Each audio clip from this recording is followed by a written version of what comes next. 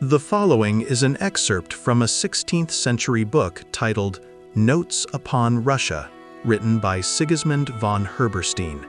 Samoginthia is a province which lies to the north of the Baltic Sea and is next to Lithuania. It divides Prussia from Livonia by the space of 4 German miles. It is not remarkable for any fortress or fortified town. It is governed by a prince from Lithuania, who is designated in their language starosta, which signifies an elder. This governor is not easily removed from his office, except upon very serious charges, but holds it in perpetuity as long as he lives. This one thing is principally worthy of notice in Samoginthia, that while the men of the country are remarkably tall in stature, some of their children will also prove of great height, but others, by a sort of freak of nature, are extremely small and decided dwarfs. The people of Samoginthia wear a mean-looking dress, mostly of an ash color. They dwell in low, long-shaped cottages, in the middle of which they make their fires, and when the father of the family is seated at his fireside, he sees all his cattle and household stuff around him, for it is their custom to have their flocks under the same roof with themselves, without any separation. The elders use buffalo horns for goblets. The men are courageous and warlike. In battle, they make use of coats of mail and various other kinds of armor, but their principal weapon is a rather short lance, like a hunting spear. They have such small horses that it is scarcely credible that they should prove equal to the great exertions that they undergo.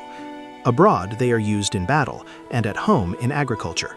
In plowing the land, they do not use iron, but wood, which is the more remarkable that the soil is not sandy, but so stiff that a fir tree will never grow in it. It is the custom of the plowmen to carry out with them several pieces of wood to work the ground with, instead of a plowshare, so that when one is broken, they may have another at hand, that no time may be lost. One of the governors of the province, in order to relieve the peasants from the severity of their labor, introduced a considerable number of iron plowshares. But as it happened, from the unfavorableness of the season in that and a few following years, that the crops did not answer the expectations of the husbandmen, the barrenness of their fields was ascribed by the common people to the iron plowshare, for they could think of no other cause, and the governor, fearing an insurrection, took away the iron shares and allowed them to till their fields in their own fashion. This province abounds in woods and forests, in which horrible sights may occasionally be witnessed, for in them there dwell a considerable number of idolaters, who cherish, as a kind of household gods, a species of reptile which has 4 short feet like a lizard, with a black fat body, not exceeding 3 pawns in length. These animals are called javoites, and on certain days are allowed to crawl about the house in search of the food which is placed for them. They are looked upon with great superstition by the whole family, until the time when, having satisfied their hunger, they return to their own place.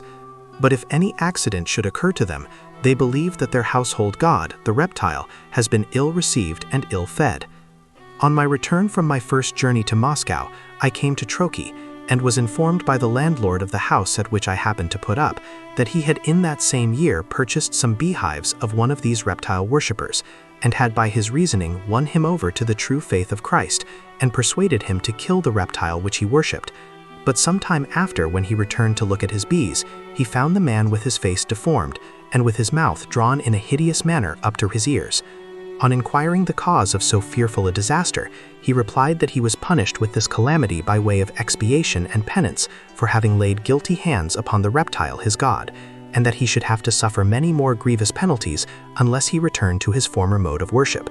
Although this did not take place in Samoginthia but in Lithuania, I have quoted it as a specimen of their customs.